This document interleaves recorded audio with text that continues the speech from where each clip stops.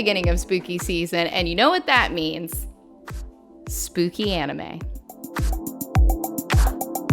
Burn the Witch released yesterday for most countries, and I watched the 3-part series. It is a one-shot released from Tite Kubo, the guy who did Bleach, which I have not actually seen, so I'm a total poser. But I've done my research. You know, it occurs in the same world as Bleach, so it's got a little bit of that, like, space dandy Cowboy Bebop type of feel. You're not really going to get a super deep, super lengthy series out of this.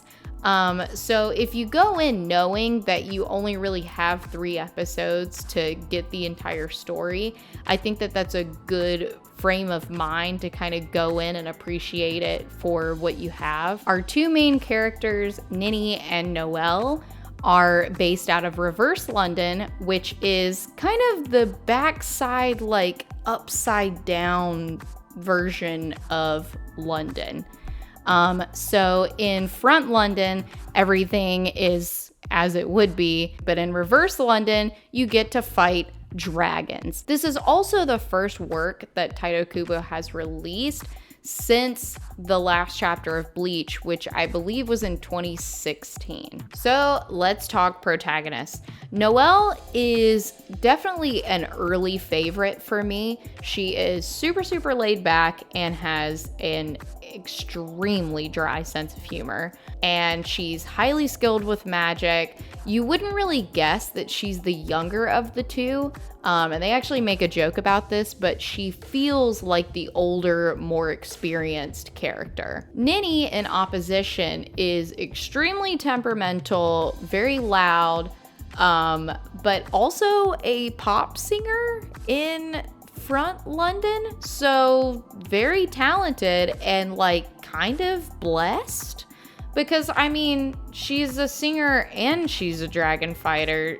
She's both. We are also quickly introduced to Balgo Parks, who is known as a dragonclad, which, once again, I don't know if I entirely understood the whole extent of what that means through the show without reading up a little bit on, you know, wikis and online and figuring all that out.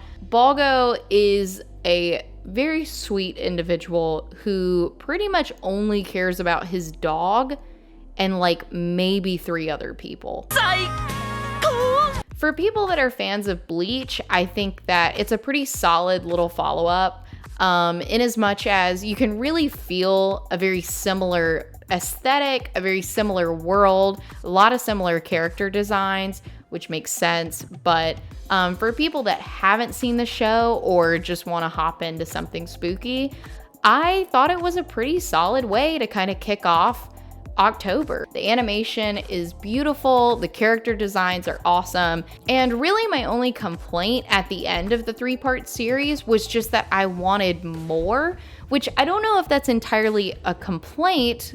Yeah, I just wanted some things explained. I feel like there is a lot of lore and a lot of things you could really dive into that we just didn't have the chance. You know, you don't really have the chance to explain everything because you only have so much time. Would I recommend the show? Absolutely. But do I think at the end of it, you're going to be a little disappointed in just the sense of, would you want to watch more? And I'm not really sure if there's going to be more. Yeah. So if you can separate yourself a little bit from that, then I'd say go ahead and watch. Just to break down things that I would have wanted to see more, I would love to have seen more of Wingbind. I think watching Nini and Noelle kind of walk in and seeing the other Pipers and seeing that there was clearly a very established culture and atmosphere there made me feel like there was a lot more to explore.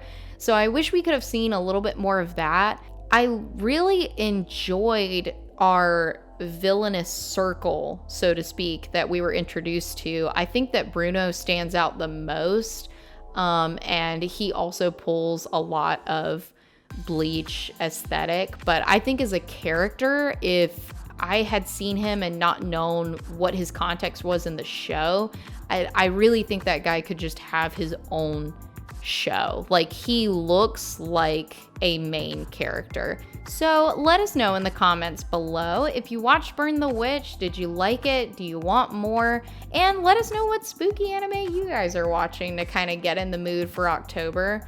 Also, leave plenty of comments about how much you miss Isis and how she needs to be in every video. And as always, be sure to subscribe for more content like this in the future.